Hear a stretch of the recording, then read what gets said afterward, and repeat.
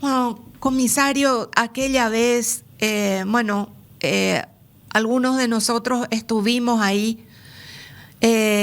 Ahí estoy mirando todavía las imágenes de aquel día, donde se hizo la primera reconstrucción y creo que habían pasado apenas semanas, donde recorríamos, donde Pablo paró, donde dejaron la moto tirada para altearle, donde le hicieron parar, donde le hicieron bajar la ventanilla, de dónde venía, a dónde iba, por dónde vinieron los que venían en moto. Eh, Aquella vez, algo que nunca le pregunté y no sé si puede contar, comisario, hoy día, ¿cómo se fueron las primeras sospechas hacia ese lugar? ¿Por los hechos que venían dándose? Sí, en realidad que cuando ocurren un hecho o cuando ocurren estos hechos que conmueve al país, siempre nos vamos con todo el equipo de trabajo.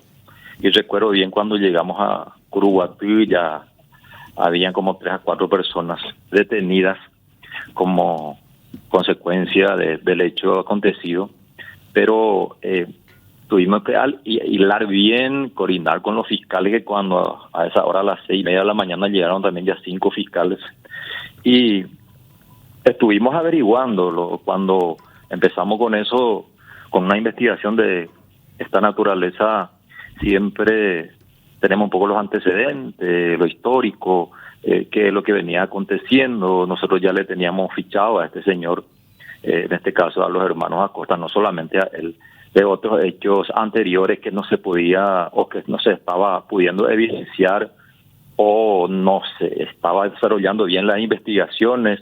Entonces ya le teníamos fichado, pero entonces tuvimos que juntar a la mayor cantidad de posibles sicarios de la zona, porque estas personas también trabajan por zona.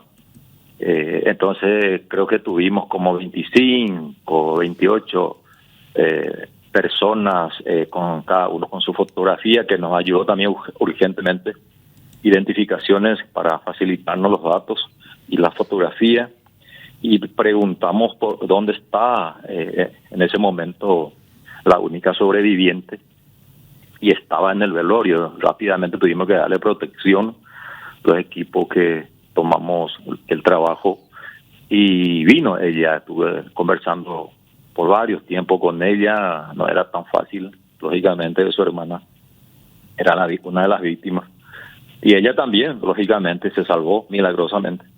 Y al final de toda la fotografía, que tranquilamente estuvimos trabajando ahí, creo que 2 o 3 horas después, identifica al hermano, en este caso a Wilson. Cuando vio la fotografía, cambió totalmente el panorama y la situación de ella. Tuvimos que darle todo ese soporte, esa ayuda en ese momento. ¿Cómo? La contención, digo.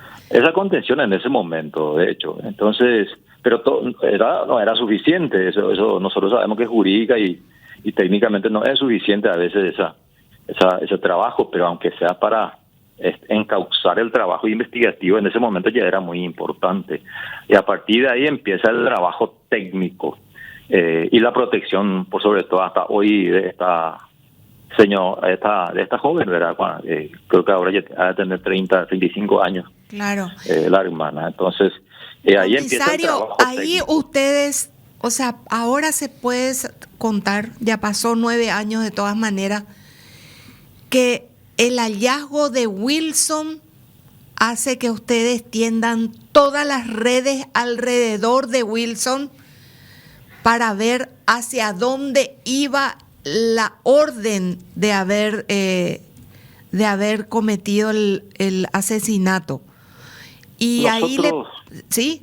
Sí, adelante. No, y ahí le quiero preguntar algo. ¿En qué momento llegan las sospechas hacia el mismísimo intendente? Bueno, la sospecha siempre hubo.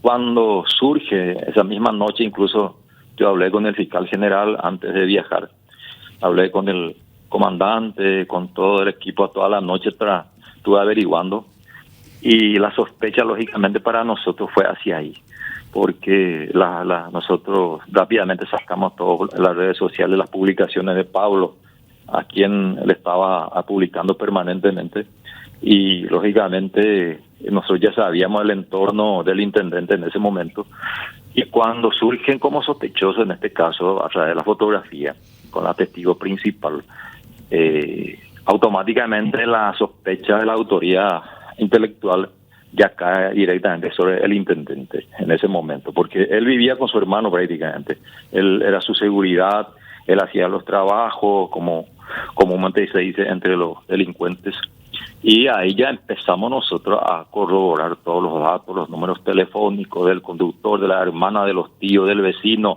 de los empleados, y no fue un trabajo fácil, un trabajo de una cantidad de números que fuimos sacando algunos, descartando algunos y confirmando algunos números de trabajo las 24 horas que trabajaba un equipo en Asunción.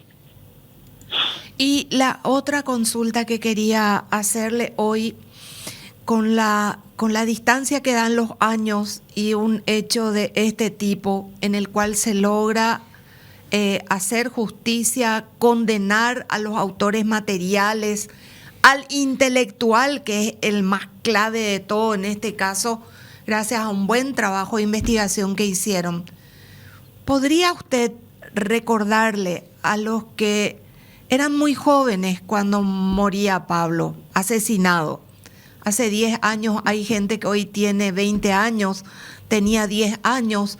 ¿No sabe que alguien murió por poner un título, por hacer un texto o por poner una foto, por denunciarle a un intendente? ¿Podría usted relatar cómo fueron esas últimas horas de Pablo y sobre todo lo que usted nos contaba en el lugar cuando lo altean? ¿Qué pasa ahí, comisario? Bueno, Pablo ese día fue con su compañera, en este caso la víctima, y la hermana, que iban en el asiento de atrás.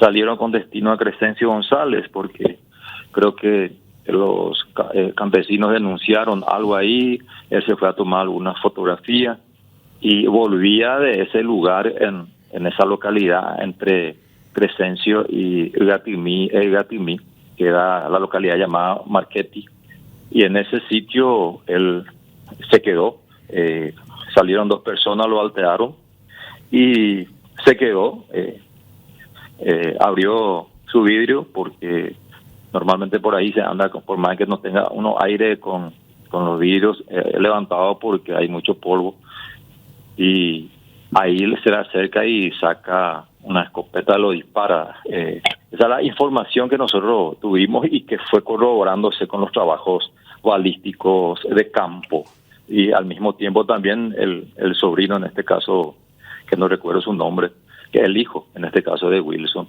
que también estaban entre dos. Después tuvimos que corroborar esa versión de la testigo y de las personas que estuvieron con él allá en Crescencio González, las horas y los minutos.